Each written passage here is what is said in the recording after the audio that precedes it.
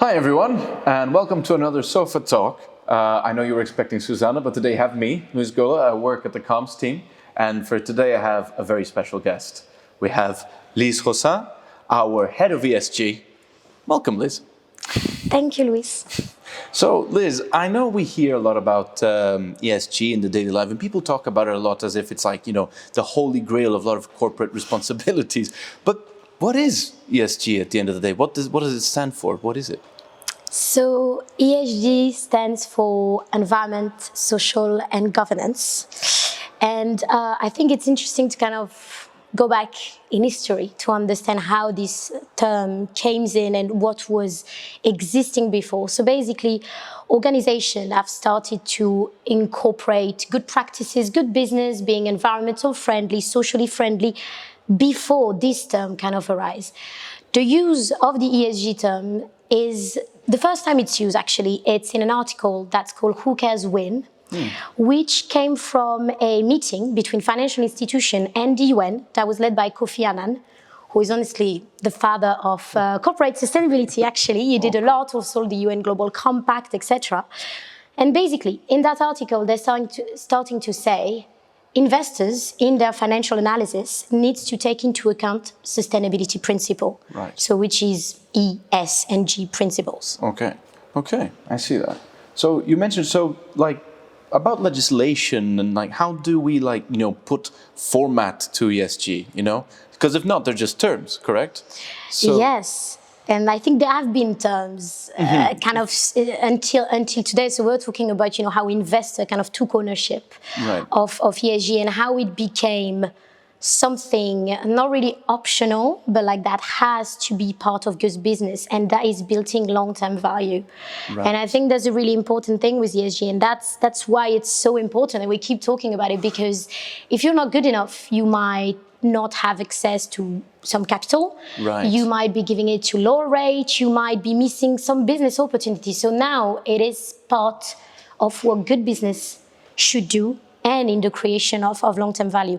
And of course, there's the compliance piece, as you were mentioning it. So legislation is moving. Right. And it's, I think, amazing. It's scary at the same time for organizations like us. We need to be careful. We need to be aware. There is TCFD in the UK. There is the EU taxonomy with the environmental bit that's been finalized, and the social bit being working on.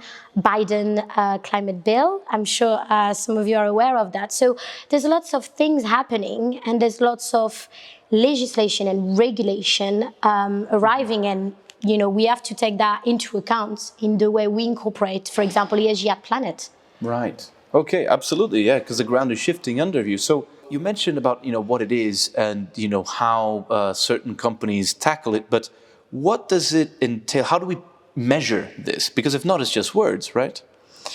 Yes, and that's actually a very interesting point. And I guess one of the biggest challenges that we're facing in sustainability and ESG sector at the moment.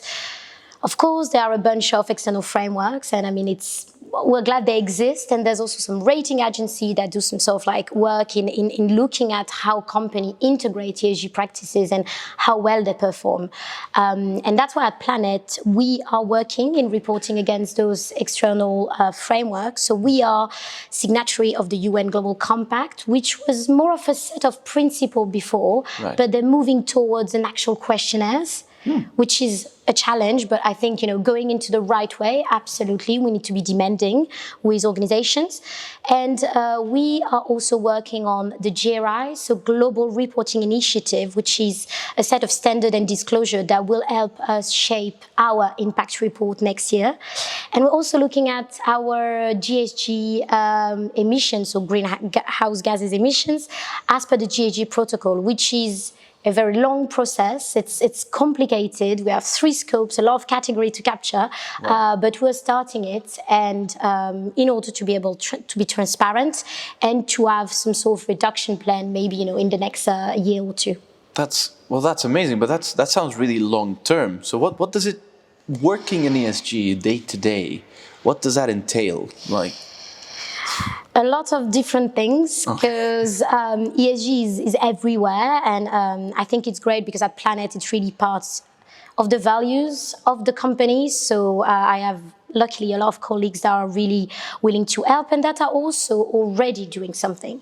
And I guess where I come in is between what do we do? So, for example, if we take the excellent work of Elena Fabrice and community development, what they do is very bespoke, very specific to Planet and to exactly the work that we do in our community. And then I guess my role is to have this discussion with Elena and to understand how can we map what we do to those external framework? How can we be able to then potentially, understand for other stakeholders to better understand our performance?